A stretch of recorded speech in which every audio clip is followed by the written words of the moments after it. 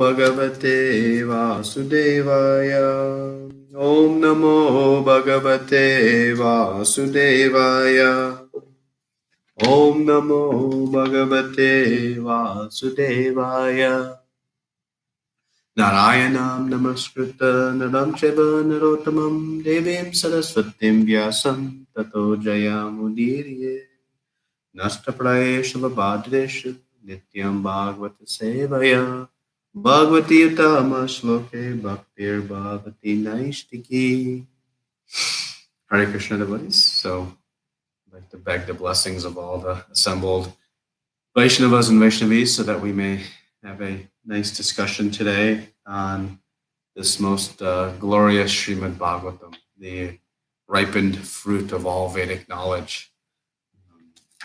So today I've been asked to speak on Canto 4, Chapter 25, verse number 7. And the title of the chapter is The Characteristics of King Puranjana. So text number 7 goes as follows.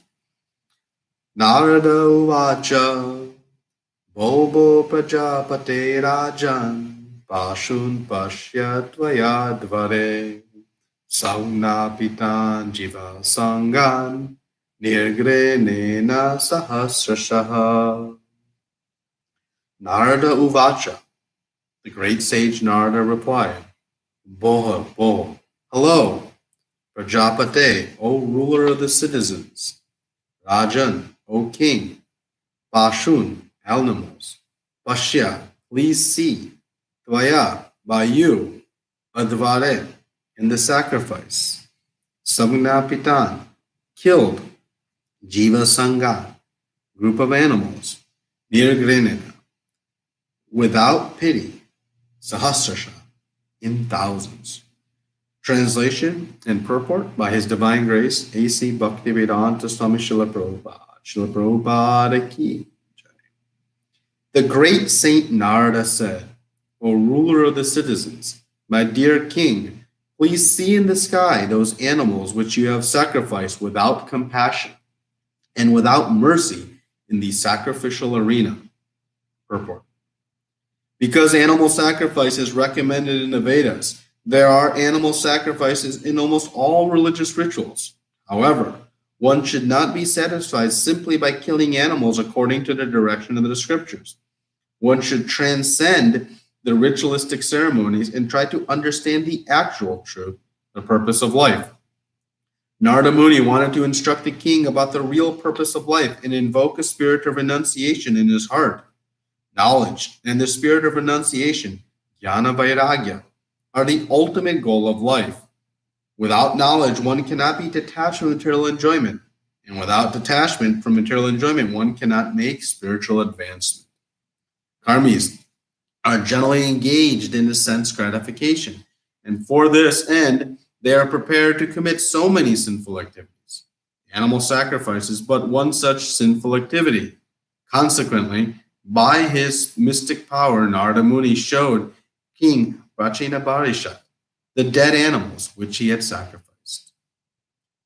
Om Jnana Timirandasya Jnananjana Shalakaya Chakshurum Militam Yena Tasmai Shri Gurave Namaha Shri Chaitanya Manobishtam Stapitam Yena Bhutale Swayam Rupa Kadamayam Dadati Swapadantikam Vandeham Shri Guru Shri Yuta Padakamalam Shri Gurun Vaishnavamstra Shri Rupam Sagrajatam Sagana Raghunatam Vitam Tam Sajivam Sadvaitam Savadutam Parijana Saitam Krishna Chaitanya Devam Shri Radha Krishna Padan Sagana Lalita Shri Vishakam Vitamstra Hey Krishna Karuna Sindhu Dinabandhu Jagatpate Gopesha Gopika Kanta Radha Kanta Namostute Tapta Kanchana Gaurangi Radhe Vrindavaneshwari Vishabhanu Sate Devi Pranamami Hari Priye Vanchakalpa Tarubhyascha Kripa Sindhu Bevacha Patitanam Pavanebhyo Vaishnavebhyo Namo Namaha Namo Vishnu Padaya Krishna Prasthaya Bhutale Srimate Bhakti Vedanta Swami Niti Namine Namaste Saraswate Deve Gauravani Pracharine Nirvishesha Shunyavadi Paschata Deshatarine Hai Shri Krishna Chaitanya Prabhu Nityananda Shri Advaita Gadadara Shri Vasadi Gaura Bhaktavinda Hare Krishna Krishna Krishna Hare Hare Hare Rama Rama Rama Hare Hare. Hare Krishna. So just reread the verse again. Again, text number 7 of chapter 25 in Canto 4. The great Saint Narada said, O ruler of the citizens, my dear king, please see in the sky those animals which you have sacrificed without compassion and without mercy in the sacrificial arena.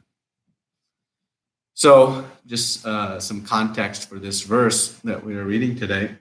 So in the prior chapter, the Prachetas, the sons, the 10 sons of King Prachina Barishat, have heard from Lord Shiva the wonderful prayers and have been instructed to chant these prayers that are coming in parampara.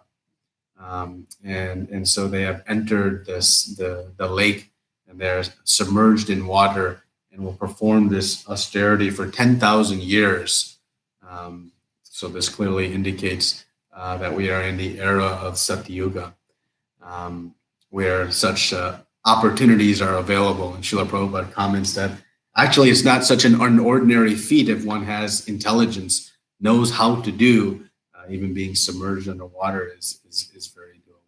So the Prachetas are performing their austerities, and here their father, King Prachina Barishat, is ruling, and he is not ruling in the best of means, not in such a pious way. He was on the wrong track, and thus Narada Muni is coming to the rescue. And in verse 4 of this chapter, Narada Muni makes a very wonderful statement that he says the chief aim of life is to get rid of all miseries and enjoy happiness. Now, I think this is the single unarguable statement that everyone, all living entities can get behind. Nobody is looking for anything but this, to get rid of all miseries and to enjoy happiness. But there's clearly great varieties of approaches to try to achieve this end. Today, the world has collectively identified a single misery, this coronavirus. But in reality, our only real misery is separation from Krishna. That is our only real misery. Because we'll see, months from now or whenever it may be that this virus passes, there'll be something else standing in the way of our desired happiness. Just as there was months ago, there will be months from now. Though we have identified the single source right now, it is really just temporary. But the real misery that exists is our separation from Krishna. And so Narada Muni is going to instruct King Prachina Barishat on how to get rid of these miseries and truly enjoy happiness. And he's going to bring in this story of King Puranjana. And this will carry on for several chapters. And it's a very clever way of preaching. Sometimes, telling somebody the things that they're not doing correctly, it's easier to relate with a story that, parallels that person's history. And so Srila Prabhupada comments that this story of King Puranjana is really just a story of this king, Prachina Barishat. So Narada Muni will use his great intelligence to be instructing the king on how to find this happiness. So in this verse, Narada Muni is telling, you ruler of citizens, you are doing something that is not good for you. So today I thought we could discuss a few things. First, the great fortune of the king to have this opportunity here. And then we'll speak about jnana and vairagya. Srila Prabhupada speaks about jnana, this knowledge, as the means to detach vairagya and thus make progress in spiritual life. So we'll talk about the sequence of jnana, the vairagya, to spiritual success. So Narada Muni is being very merciful to the king by making him aware of the consequences of his past actions and the sins that are coming. So we see here Narada Muni is a mystic. He is not an ordinary personality. He is not from this material world. He is a Vaikuntha Loka person. And he has this mystic power and the abilities to make people understand Krishna consciousness in a very profound way. He appears seemingly anywhere and everywhere when there is a need. And here Narada Muni is using his mystic powers to show the king in the sky the animals that were being mercilessly killed by him. And this certainly is some mystic power to be able to put this movie screen up in the sky so that the king could see very vividly his activities. And this is the intelligent use of mystic powers or whatever abilities, use it in the process of preaching. Chaitanya Mahaprabhu in the assembly of the sannyasis in Varanasi, headed by Prakashananda Saraswati, did a similar act. When he's seated in that assembly, he exhibited a great effulgence and glow. And he ordinarily did not, present that. But he was doing so to attract the hearts and minds of those sannyasis so that they could be delivered. And Srila Prabhupada, talks about to draw the attention of common men. Sometimes the saintly people, these acharyas, will exhibit extraordinary opulences.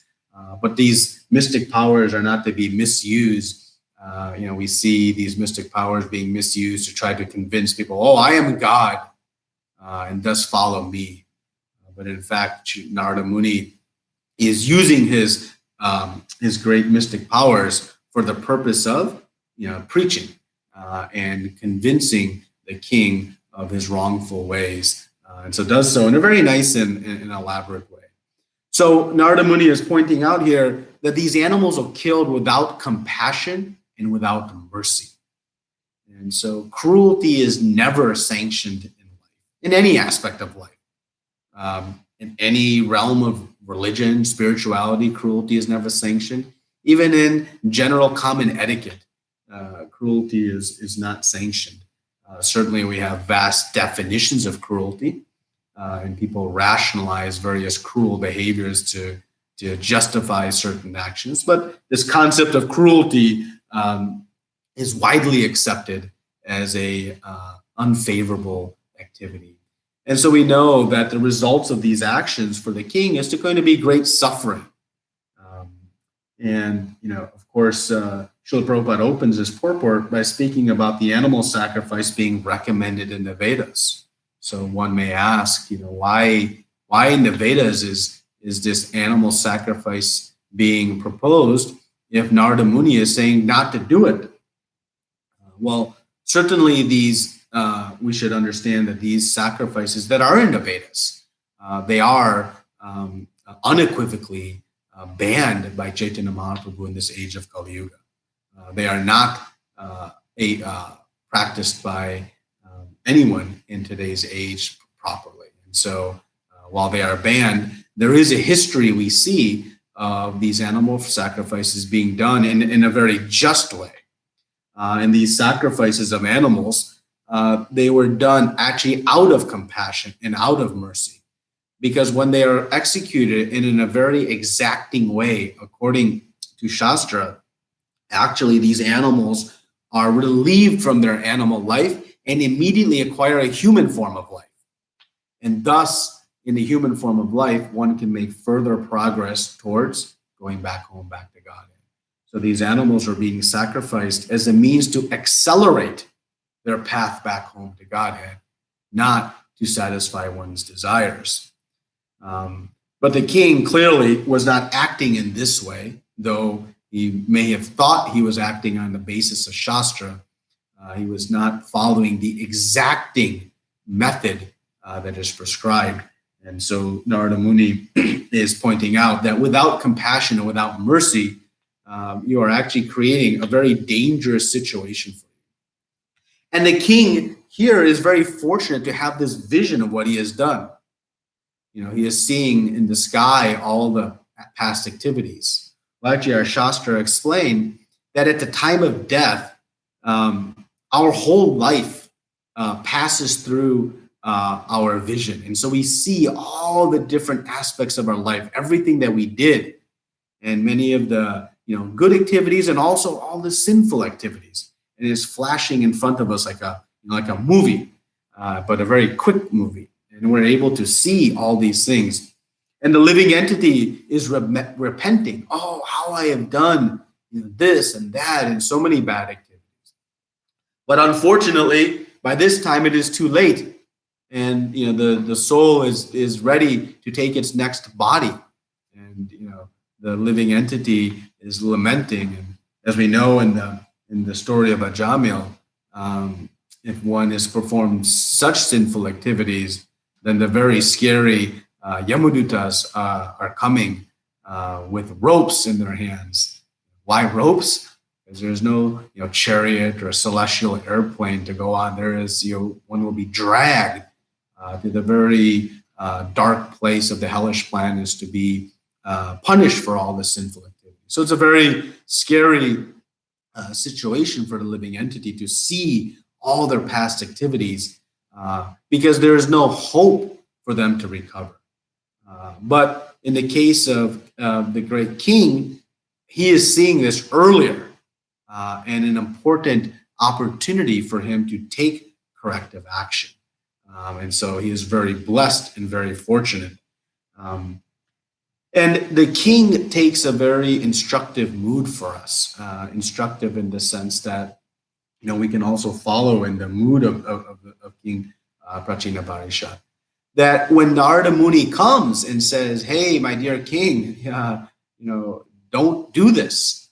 The king quickly asks for instruction. Please guide me. He could have argued. He could have presented his case. He could have, put forth all kinds of that. He said, I didn't invite you here. All kinds of things again. But instead, he took a very humble position. And as soon as one takes a humble position, all good things manifest. All good things. And, Narada Muni has quite an extraordinary track record of transforming the hearts of sinful persons. Mrigari the hunter, Valmiki Muni, and so many others. But what we see in all of those situations is the recipient took a very humble position. And by taking a humble position, one is able to actually obtain the benefit and the potency of that message.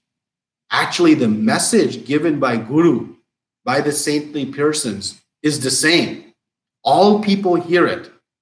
But why is the transformation of the heart different for each individual?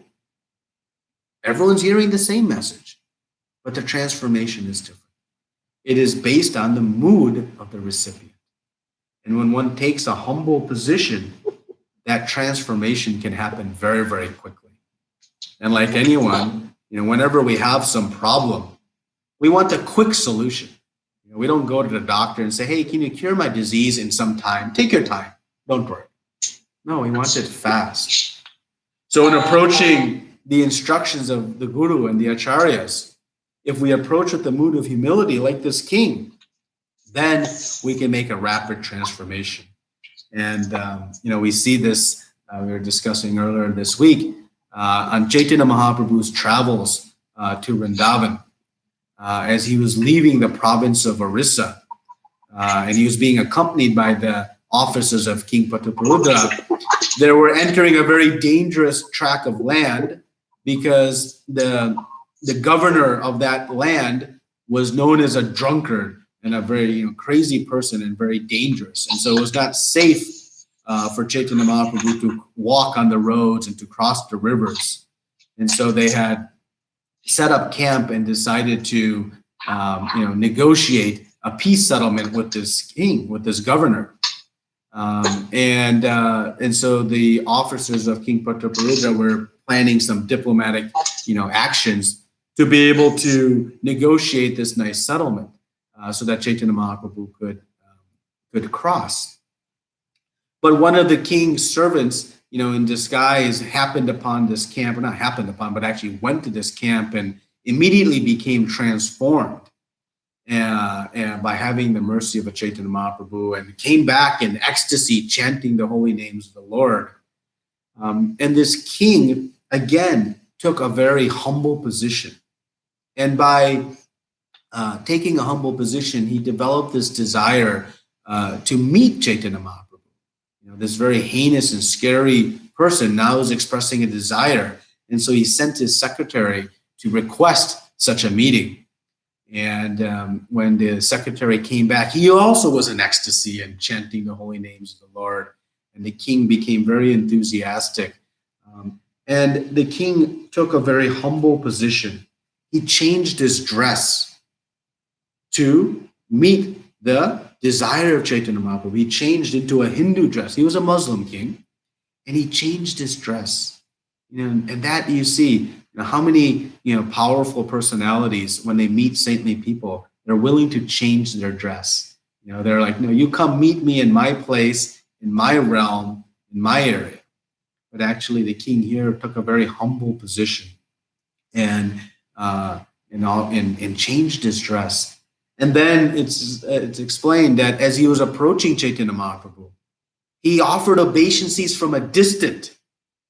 And that distance is very indicative, because he was not doing it just out of etiquette or social norms or out of obligation, in front of him, okay, let me offer my obeisances. But from a distance, out of view, in the nature of his heart, he was offering obeisances. And so this humble mood of the king led to an extraordinarily and rapid transformation. And he went from being the most dangerous of persons to almost overnight having Krishna prema, love of God, ecstatic symptoms that were indescribable. And what was the source of his transformation? It was the humble position he took in approaching Chaitanya Mahaprabhu. So the mercy is there. It is so powerful. But it is our mood that dictates how quickly it will transform our heart. And so King Prachina Barishat, taking a humble position, is going to get the great benefit of this instruction. And again, being shown before the time of death, having seen these images of the animals in the sky, it is like an early warning system, and thus he can be saved for it. When we're driving on the highways, the government likes to give early warning systems. Driving on the highway, there are these grooves in the road. And if the car is deviating from the path, a loud noise is made by the tires hitting these grooves. And it hopefully will pull us back onto the road. Now, sometimes hearing that loud noise, it's not so pleasant. Similarly, when we're on the path of devotional service, sometimes we may get some feedback, some corrective advice. It may not be so pleasant to hear, but it is for our benefit to keep us on that road, to keep us from veering off. But we know that if you cross past those grooves on the shoulder of the freeway, then there's a ditch, and that ditch is meant to slow us down, from creating further harm. And beyond the ditch, there is that wire barrier that then will stop the car from crossing into the other oncoming traffic and creating a much more horrific situation. And so like this, there are progressive stages of warning systems trying to get us to stop deviating and coming off the path of where we are headed. So like this, in our process of devotional service, we encounter different corrective actions, and certainly the best is to take the first indications, those grooves in the road, and correct and stay back on the road. That is the safest and most beneficial for us on the path. And so King Prachanda Barishat is very fortunate that he's getting an early warning, not at the time of death when he can see all of his transgressions, but very early on, he can experience this opportunity to take corrective action. And so we should also, pray that we will get these early warnings. And when they come, we should not, resent them or become, angry or combat them, but instead try to think introspectively, okay, how I can get back on this road, back home, back to Godhead. So Narada Muni, acting as guru, is trying to help King Prachanda Barishat, detach from this material sense enjoyment and attach to Krishna. So Srila Prabhupada comments that this jnana and vairagya connect very nicely. By knowledge about the futility of these activities, one can then detach from them. And with knowledge, one can do the right thing. But without knowing, one continues going on sinning. So, as Srila Prabhupada says at the end of the purport, one continues doing these activities driven by sense gratification, not knowing that this is creating great harm. So, of course, Narada Muni is showing the king here this information. So this knowledge is very powerful. It's information that allows us to change our behavior. Just like that knowledge of I'm driving off the road allows me to turn the wheel back onto the road. Knowledge is very powerful, and varying degrees of knowledge lead to varying results. Suppose I'm walking in the forest, and I'm walking through the forest and I'm feeling hungry, and I see some nice berries on the tree, and I start to eat these berries, and they're very sweet, and they're very juicy and flavorful, and I'm feeling enriched and enlivened to carry on in my journey. Well, it is very nice to have come across these berries, and I'm very grateful to have them. I may even pack some in my bag to fuel me along the way later on in my journey. But if I have knowledge and I learn later that these berries have a poisonous effect and they're actually damaging my liver and ultimately it'll lead to my death, well, now that knowledge is very powerful. Had I only known that these berries have a poisonous effect, though they taste nice initially, they're having this very dangerous effect, I would have searched out another piece of nutrition. So this knowledge is very, very important. It guides our actions. And so what is the best of knowledge? The best of knowledge is one that leads to the best of results. And Krishna says in Bhagavad Gita, Raja Vidya Rajaguyam, that this king of knowledge is the best because it leads to a permanent cessation of all suffering, a permanent presence or experience of bliss and happiness. So knowledge of that berry had some temporary benefits of avoiding that difficulty, but it's not going to avoid the difficulties of thorns in the forest and all the other things I may encounter. So that knowledge has some value, but not ultimate value. So Narada Muni, being the great spiritual master, is trying to bestow this wonderful knowledge to King Prachanda Barishat about how to overcome this. And, we chant the great prayers to our Guru in gratitude. Om Jnanatimidandasya Jnananjana Shalakaya Chakshuru Militamena Tasmai Shri Guruve Namah. We're offering our obeisance to the Guru. Thank you for shining this light of knowledge, this jnana, so that I can see the wrongs of my ways. This light is very important. Like in a dark room, it may be very difficult to navigate how to proceed. But if somebody turns on the lights, it becomes very easy to see how to navigate. So here, Narada Muni is shining a light on the king's actions. And thus he can see, wow, this is not something that is beneficial for me. So this knowledge is being given by the spiritual master. And in particular, with the king's activities here, he may have been mistaken thinking, wait a minute, these animal sacrifices are in the Vedas. One can conclude that this is what I should do. as Srila Prabhupada says in the purport, one should transcend the ritualistic ceremonies and try to understand the actual truth. So not only is this sacrifice being done incorrectly, because it is not without mercy and compassion, but there's even a higher knowledge, even greater opportunity than these sacrifices within the Vedas. So how to know? How to know what else is out there? Well, we need the spiritual master, the guru, to come and guide us and to explain on the basis of Shastra. Because in Shastra, we know that this, material sense enjoyment, this dharma, artha, kama, moksha, though it is explained how to achieve it in the Vedas, it's very tiny in its happiness relative to bhakti. So it's like a drop of water in the great sea. All the happiness that can be achieved from these fruitive activities amount to a small drop of water, or the amount of water in a hoof print of a calf, compared to the bliss of bhakti, which is an unlimited ocean. But unless one knows that, one will do the best of what they understand. So the Guru, and here Narada Muni, is giving this jnana, this knowledge. And so this knowledge is going to help the king detach from these activities. So with knowing, wait a minute, this activity is causing sin, just like the knowledge of the berries and its poison effect allows me to very easily detach from those berries.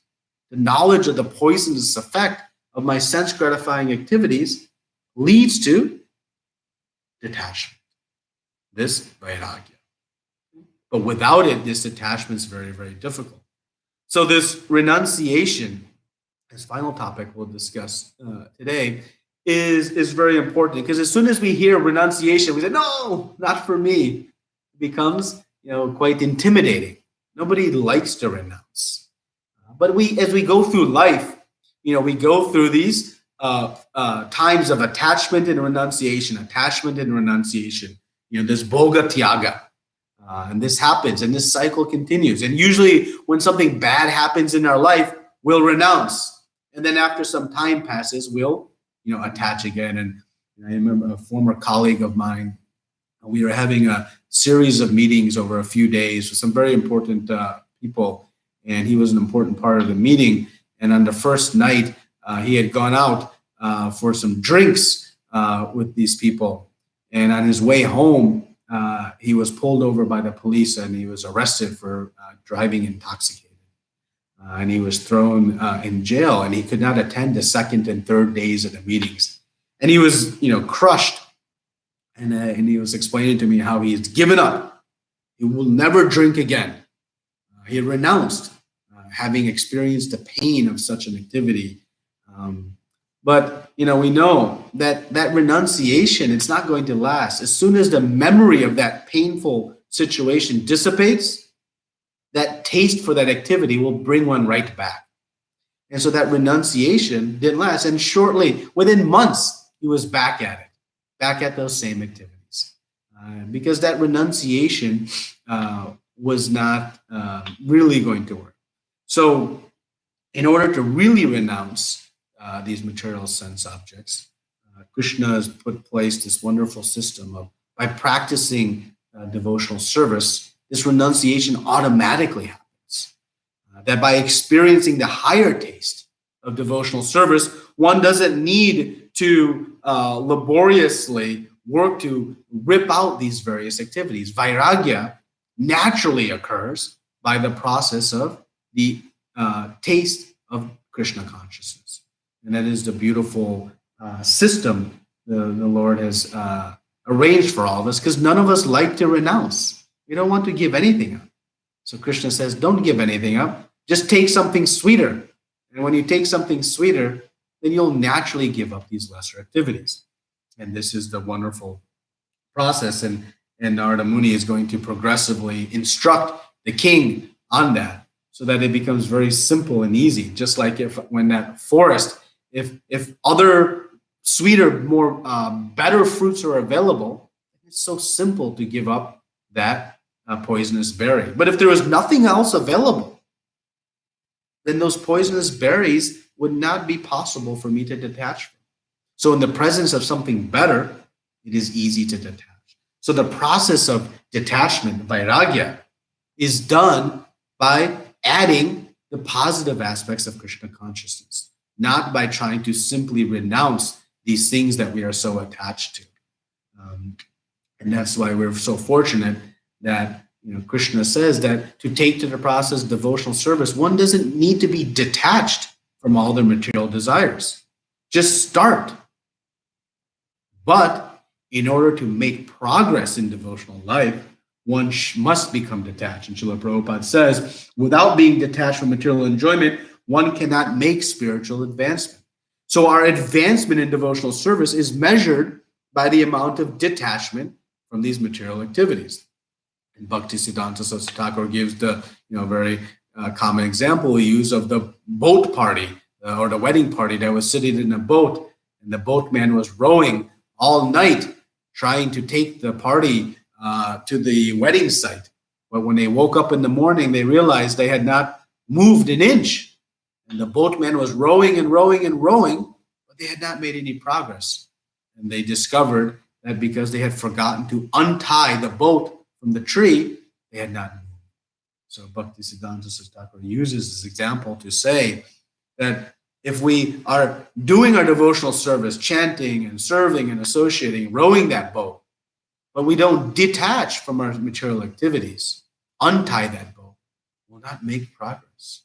So the measure of our progress is this material detachment. And that comes from knowledge, from jnana, that this is not the right place. So this renunciation we learn about in Nectar of Devotion, where Rupa Goswami is explaining yukta vairagya.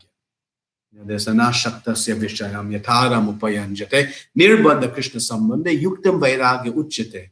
That this vairagya, how to do yukta vairagya, what it means is that one uses all the facilities they have in the service of Krishna and stops using them in their own sense gratification. This is the beauty of renunciation. Just giving up everything is not renunciation. It's giving up the uses of whatever we have for our own enjoyment and using them in the service of Krishna. And we have so many wonderful examples of this in Chaitanya Charitamrita. The Shivananda Sen, a great devotee of Chaitanya Mahaprabhu, had great means and wealth. And so every year when the residents of Navadvip would go to Jagannath Puri, he would arrange for a whole travel. He would pay the various taxes, the cost to cross the ocean, the rivers, and everything. He would facilitate, he would use all of his wealth in the service of the devotees. And very famously, once one dog happened upon their party as they were making their way from Navadvip to Jagannath Puri, a dog had joined their party. And Shivananda Sen was very nicely even supporting and maintaining this dog and giving foodstuffs. And when they had come to one river, the boatman had refused to cross the dog. And so Shivananda Sen even paid some money to have the dog get one seat on this boat. And so like this, Shivananda Sen is using all of his facilities in the service of the devotees. King Prataparudra, the great king of Orissa, but he was fully detached to his position. He was attached to serving Krishna. And so when he wasn't able to get the audience of Chaitanya Mahaprabhu, he was ready to give up his entire kingdom and everything. But by performing very humble service, sweeping the streets in front of the cart of Jagannath, he was able to capture the attention of Chaitanya Mahaprabhu.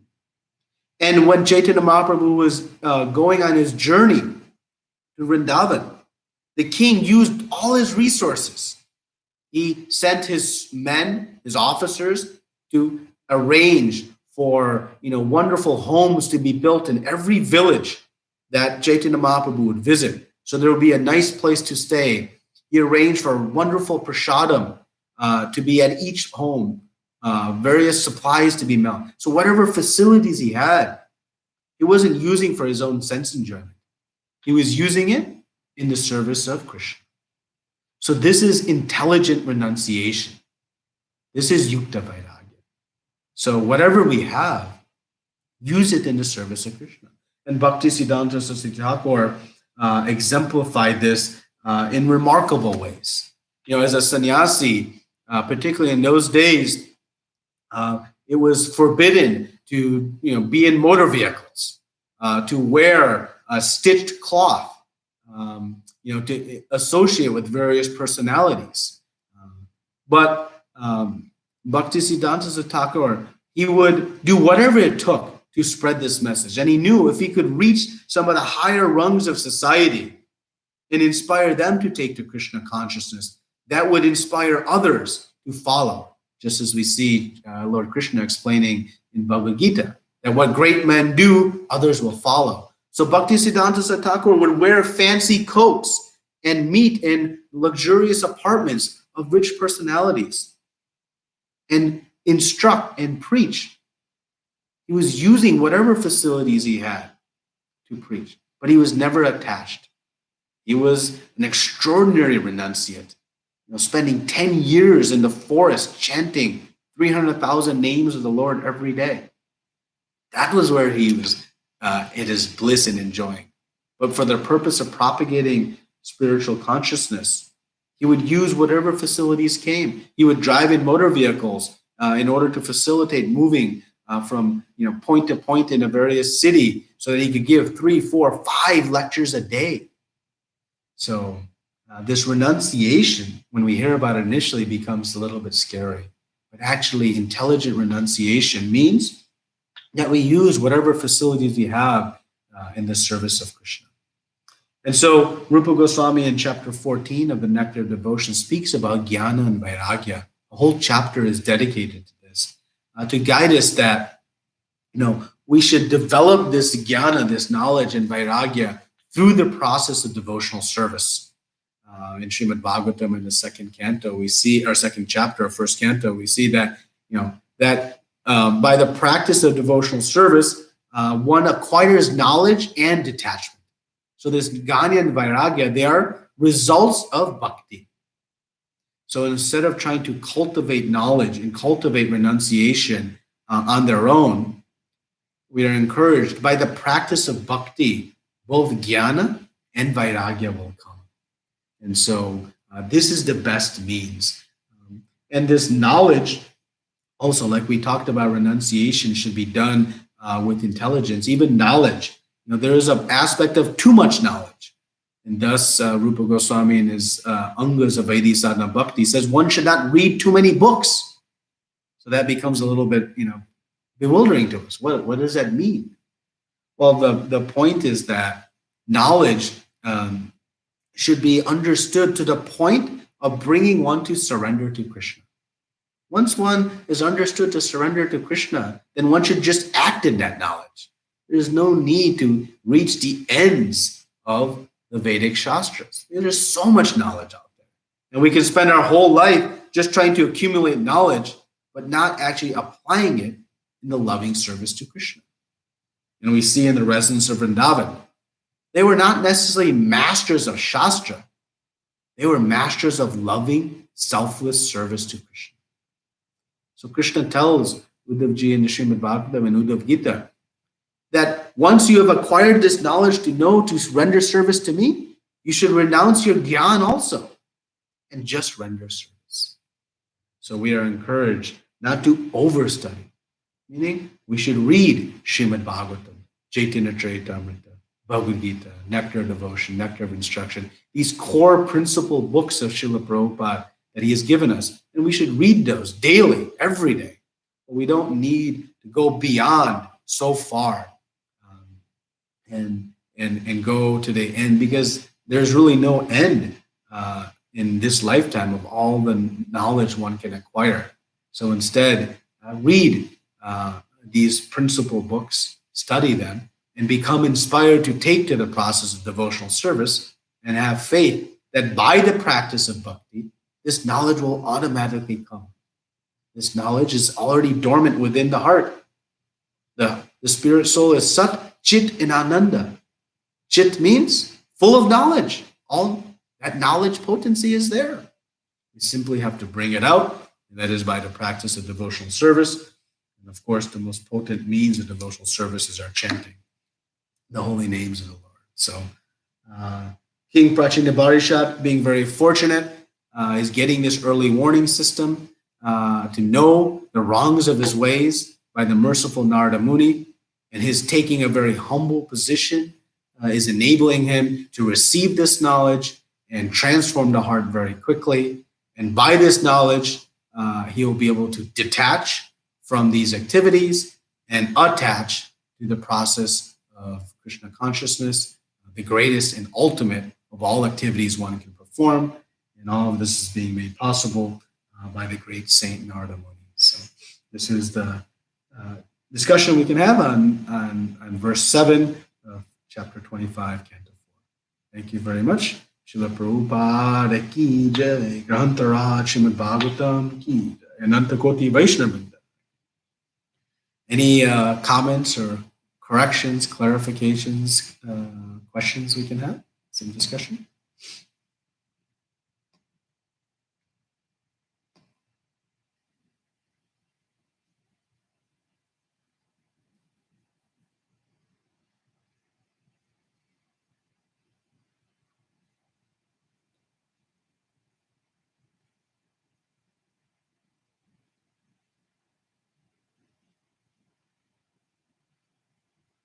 Hare Krishna, Prabhuji, and Pranam.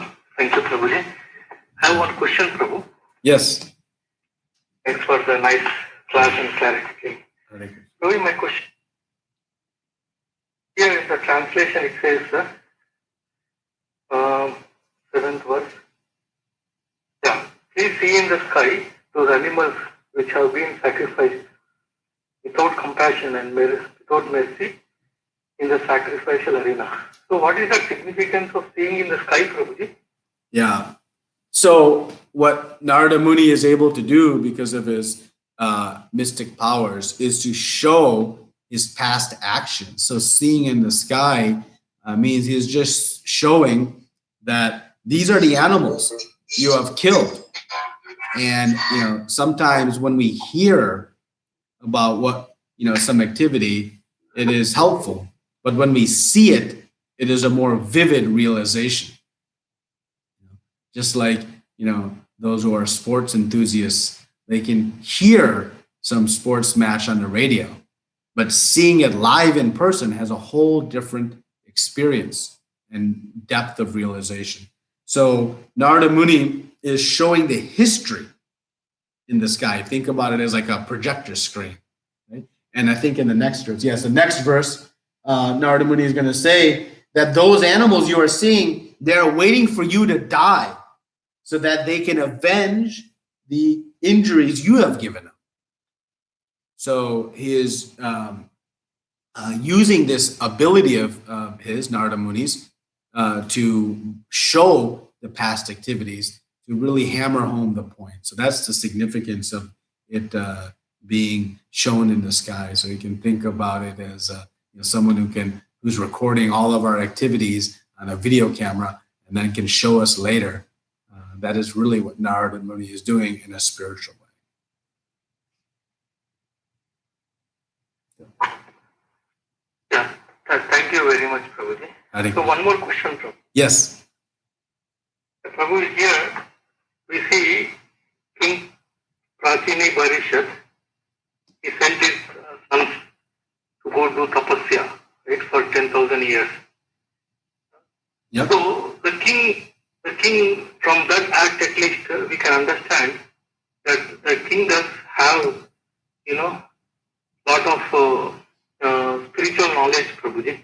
Like he's asking his king's sons, go meditate so that you will become successful in your activities, right? But why is he attached like to karma kanda, like we see?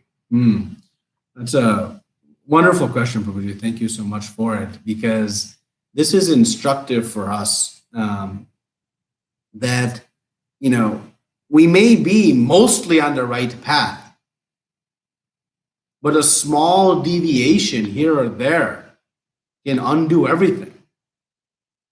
And that is why, regardless of how, mature we may be in our Krishna consciousness, we always need guidance. We always need someone in our life who can instruct us on the path of Krishna consciousness.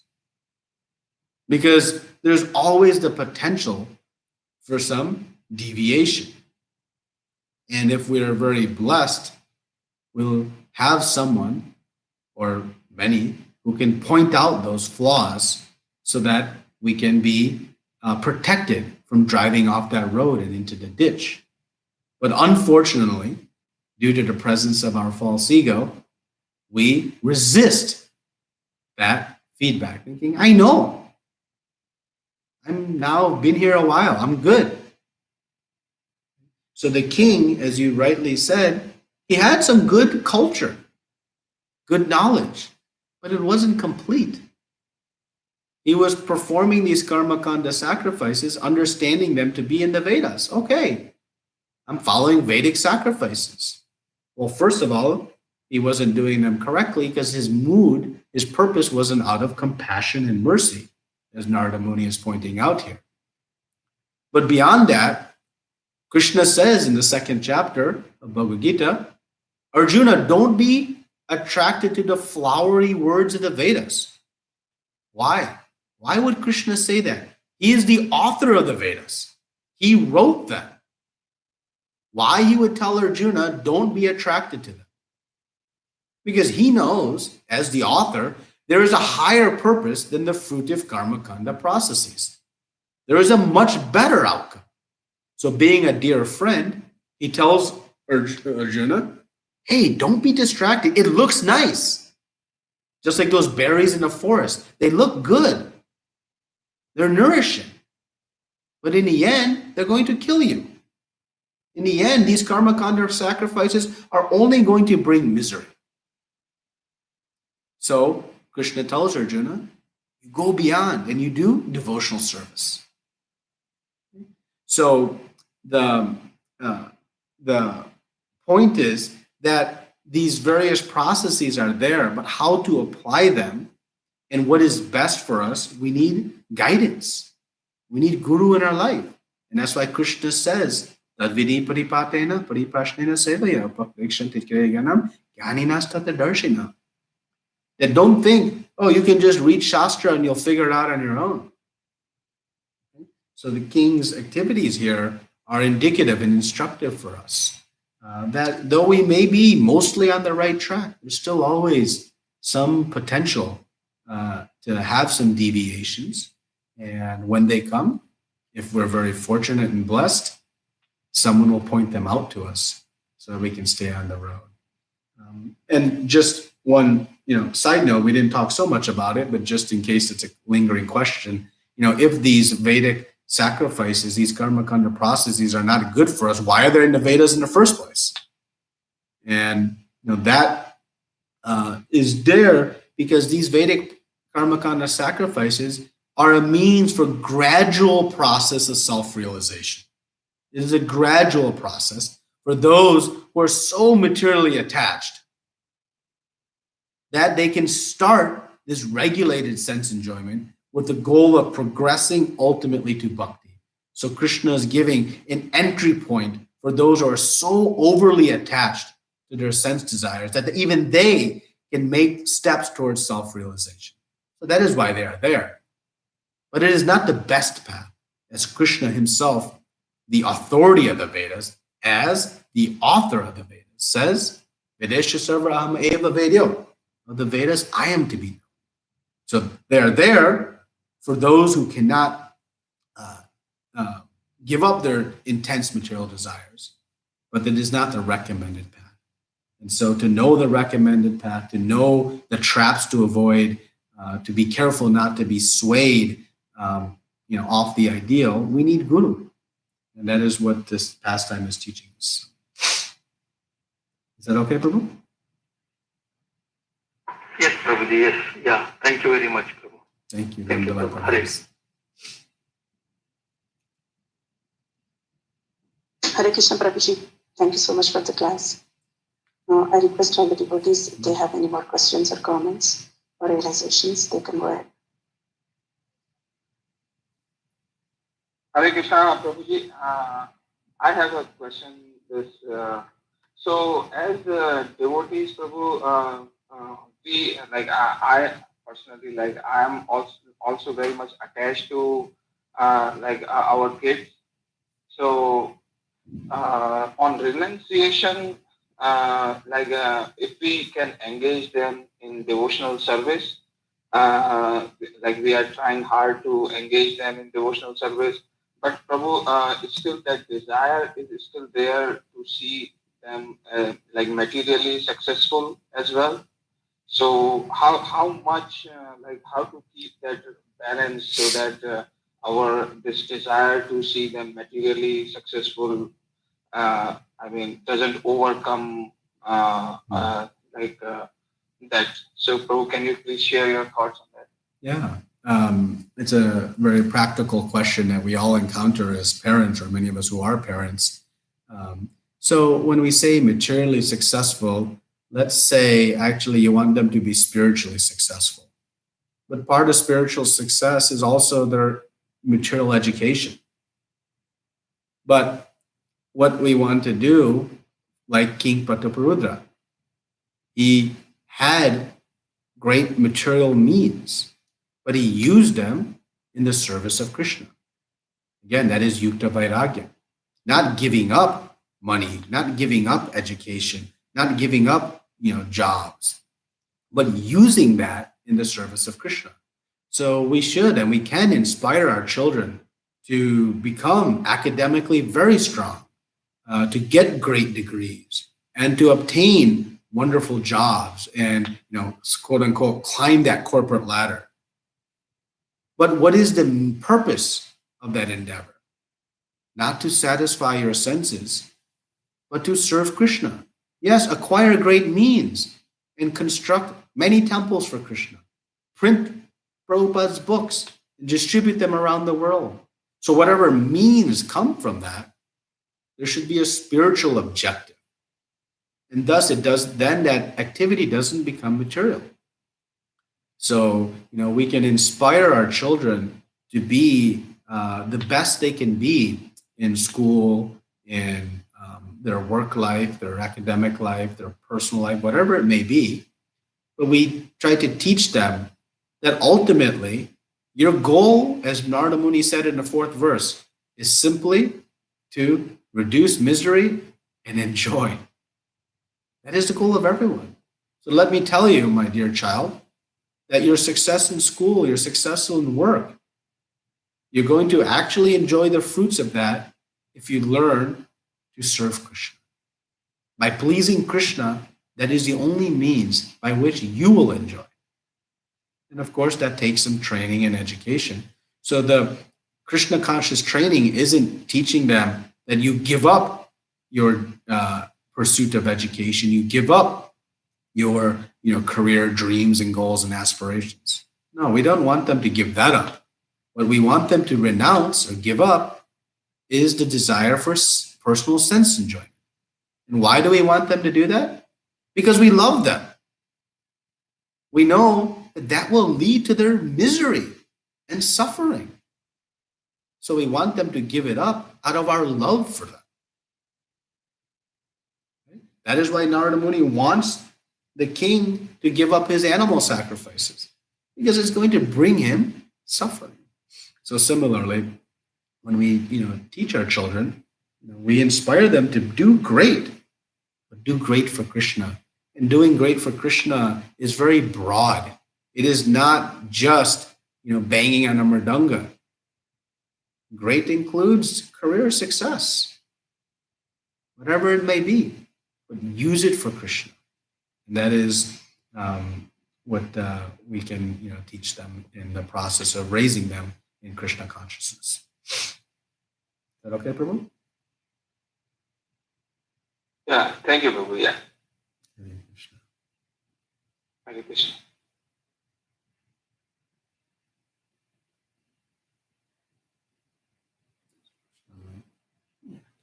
There's a question online, it looks like. Does Krishna give us Gyan or Viragya? Does Krishna give us Gyan or Vairagya? So the practice of devotional service, the fruit, one of the two fruits of devotional service is Jnana and Vairagya. So Krishna is the source of all knowledge. And so he is giving all of this knowledge through his teachings and through parampara. And we receive that through the mercy of the Guru. And of course, we know we get the mercy of the Guru by the mercy of Krishna. So yes, Krishna will give us this jnana, this knowledge. And vairagya is a byproduct of knowledge. Again, as soon as I know something is bad for me, I detach from it. It's not so difficult to detach if somebody gives you some cyanide. It's not so difficult to detach from it. But we know it's bad for us. But why is it so difficult to detach from watching cricket? Because we're not convinced it's bad for us. But it is bad for us. So that knowledge is what fuels detachment. So both are the result of devotional service. And ultimately remember that because we are part and parcel of Krishna, we are intrinsically, naturally full of all of this knowledge. Actually, we don't have to go so far. We simply have to bring out this knowledge from within. If you look at the word education, it comes from the Latin word educare. Educare means actually to bring out from within. Our Krishna consciousness speaks about that. That the soul is already full of knowledge. It's chit. So simply by the practice of devotional service, this knowledge will come. And we don't have to go to the ends of the earth from a knowledge perspective. Srimad Bhagavatam, Chaitanya Charitamrita, Bhagavad Gita, handful of our books. Study them daily, inside out, backwards and forwards. It's sufficient. Any other comments or questions?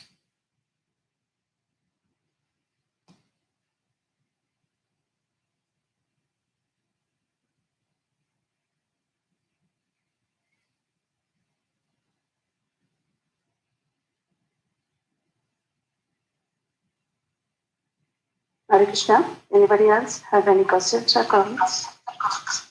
Hare Krishna, Prabhuji. Very, very beautiful class, Prabhuji. Thank you so much. Hare Krishna. Dhamma pranams.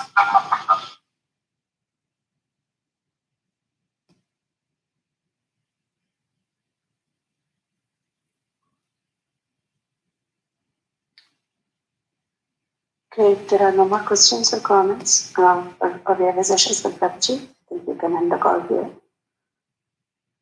Thank you so much, Prabhuji, for giving your time and association this morning. Thank you for the enlightening class. We are very much grateful to you. We look forward to your more classes on the Bhakti Sanga Conference called Prabhuji. Let's pay our obeisances to Prabhuji and all the Vaishnavas.